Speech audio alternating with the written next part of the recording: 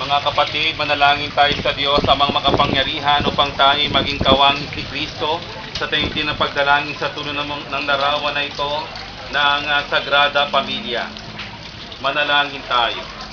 Kaawaan ng Diyos at kaawaan ng pagkapasbas ang larawang ito ng banal na mag-anak upang makatulong sa kasalukuyang buhay, sa kaunlad sa paggawa ng kabutihan upang makamit ang ligaya sa kalangitan sa pamagitan ni Jesucristo kasama ng Espiritu Santo magpasawalang hanggan. Ama namin, sumasalangit ka.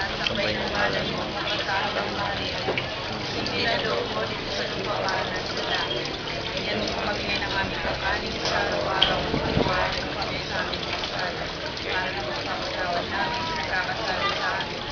Kami ipahintulot sa ulang ng Sumainyo ang Panginoon at paglainawa ng imahe nito pagkapalas pagkabay ng makapangyarihang Diyos, ang Ama.